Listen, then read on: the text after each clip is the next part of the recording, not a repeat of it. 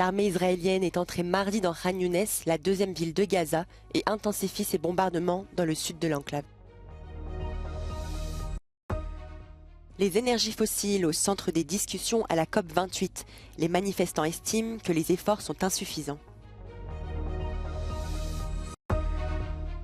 Après un mois de novembre record, l'année 2023 sera la plus chaude jamais enregistrée selon le service européen Copernicus. Des contrôles aux frontières rétablis en Autriche, en Hongrie et en Italie, la Slovénie craint de devenir une sorte d'impasse pour les réfugiés. Les fortes chutes de neige ont perturbé le trafic dans toute l'Europe ces derniers jours. Les températures les plus basses ont été enregistrées dans la province russe de Yakoutie avec moins 53 degrés. L'armée israélienne est entrée mardi dans Khan Younes, la deuxième ville de Gaza. Israël poursuit l'intensification de ses bombardements et l'expansion de ses opérations militaires dans le sud de l'enclave palestinienne mercredi. L'intensification des combats contre le Hamas a incité l'ONU à mettre en garde lundi contre un scénario encore plus infernal. Les civils palestiniens sont en effet repoussés dans une zone toujours plus réduite du territoire assiégé. Parfois déjà déplacés, les Gazaouis évacuent Khan Younes direction Rafah alors que les troupes israéliennes entrent dans la ville. Les bombardements israéliens continus, qui cibleraient des localisations du Hamas, ont fait de nombreuses victimes. Plus de 16 200 Palestiniens ont été tués et plus de 42 000 blessés depuis le début de l'offensive israélienne, a affirmé le Hamas mardi. L'attaque du 7 octobre de commandos du mouvement islamiste avait fait plus de 1200 morts côté israélien. כמחצית מהמג"דים של החמאס. אנחנו באים חשבון עם כל מי שחטף, כל מי שהיה שותף, כל מי שרצח, טבח, אנס ושרף את בנות ובני עמנו. לא נשכח ולא נסלח.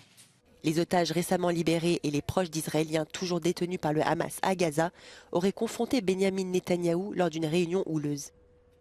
Certains participants auraient même appelé le Premier ministre israélien à démissionner. Les familles veulent s'assurer que le chef du gouvernement a bien le sort de leurs proches à l'esprit, alors qu'Israël entame déjà la prochaine étape sanglante de sa guerre contre le Hamas. Les négociateurs au sommet de la COP28 se sont penchés mardi sur les énergies fossiles. Une nouvelle ébauche du premier bilan mondial sur le climat a été publiée mardi matin. Document central des pourparlers, il synthétise les actions qui ont suivi l'accord de Paris sur le climat de 2015, pointe ses lacunes et propose des modifications. Le directeur général de la COP28, Adnan Amin, affirme que le bilan fournira une très bonne base pour aller de l'avant. We need to be aligned with the 1.5 target, keeping 1.5 within reach. That we've articulated as the principal objective of this conference. To do that, there's going to have to be substantial progress on reducing emissions and creating a trajectory of decarbonization that brings us to alignment with 1.5 by 2030. We have 7 years to do this. So either we can stay mired in debates about language or we can find practical ways to get this done. Des dizaines de personnes ont manifesté à l'entrée de la COP28. Les actions menées pour éliminer progressivement les combustibles fossiles ne suffisent pas, accuse-t-il. People's frustration levels are really high about these conferences. In fact, some have lost any hope in this process. But we are here because we believe we cannot solve the problem if governments do not act. That is our problem. It's not just up to us. The governments, those who in power have to do something. So we are here to push them. Les activistes du climat militent pour une élimination complète des énergies fossiles, le seul moyen, selon eux, de faire face à la crise du réchauffement climatique.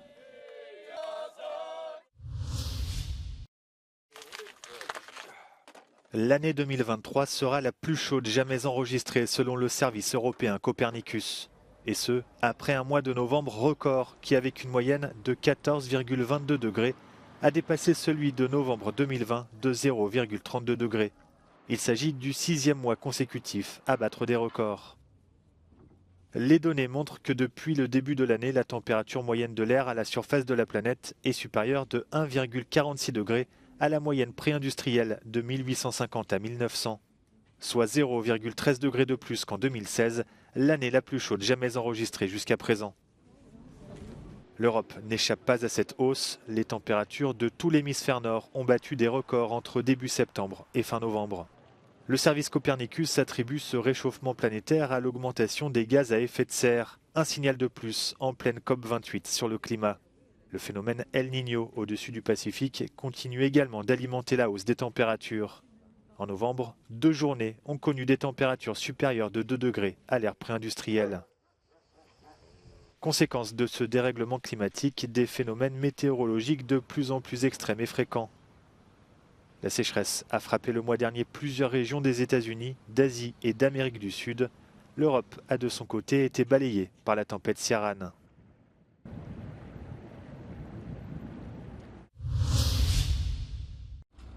Les bombardements russes ont fait un mort et un blessé ce mardi à Kherson, dans le sud de l'Ukraine. Selon Roman Brochko, chef de l'administration militaire locale, la victime est un homme de 64 ans qui vivait dans la ville voisine d'Antonivka. Les frappes russes ont également endommagé 2 maisons et un gazoduc. Le président ukrainien a condamné ces attaques dans son allocution quotidienne. Occupée par Moscou pendant 9 mois l'année dernière, la ville de Kherson est désormais soumise à des bombardements réguliers de l'armée russe qui s'est repliée sur l'autre rive du Dniepr, juste en face. Moscou et Téhéran s'unissent pour contrer les sanctions américaines qui pèsent sur leurs 2 pays. Les ministres des Affaires étrangères Sergueï Lavrov et Hossein Amir Abdollahian ont signé le document dans la résidence moscovite du chef de la diplomatie russe.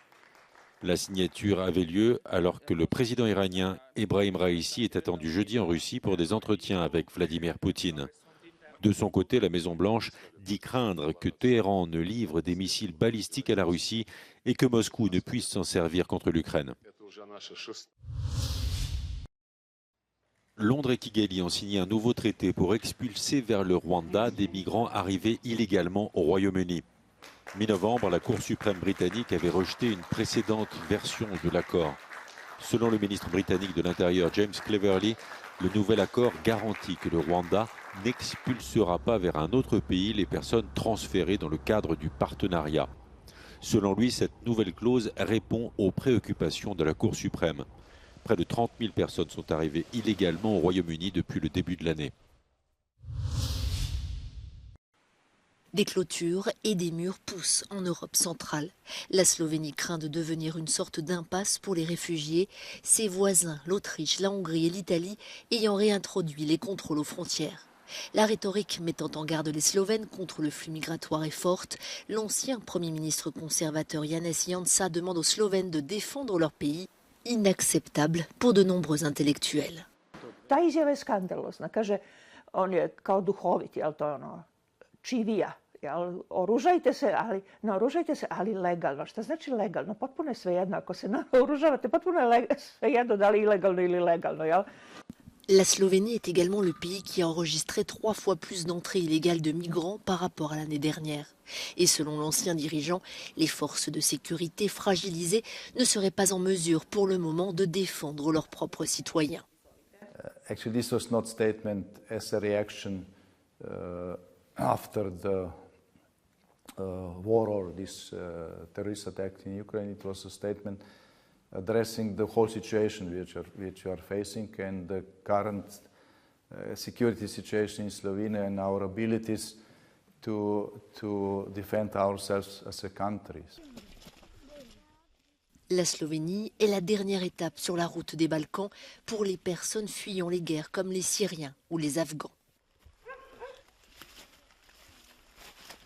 Ima to efekt na život ljudi koji su to. Jer kada ti sad zoveš nekoga, tražim stan za prijatelja iz Sirije, a svi sada samo vidu teroristi, taj čovjek nema šanse da dobije stan. L'Italie a rétabli les contrôles aux frontières avec la Slovénie en octobre dernier. Résultat, Ljubljana a réintroduit des contrôles temporaires à sa frontière avec la Croatie.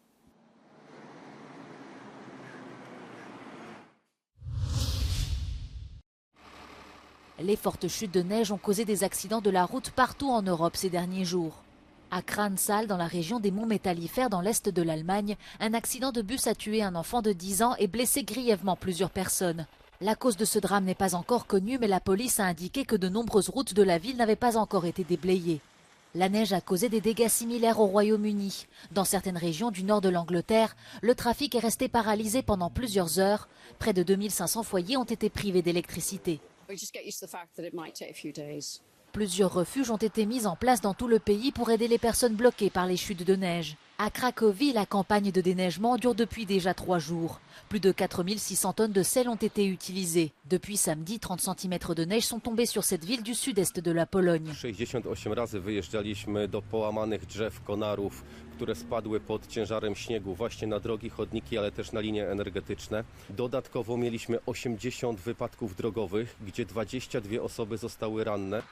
En Russie, dans la province de Yakoutie, le mercure est tombé à moins 53 degrés. Les habitants se réchauffent comme ils peuvent. Намного теплее, чем стоять на остановке, это во-первых. Ну и во-вторых, заменяет физкультуру, зарядку утреннюю. Les météorologues estiment que ces températures extrêmement basses devraient persister jusqu'à la fin de la semaine.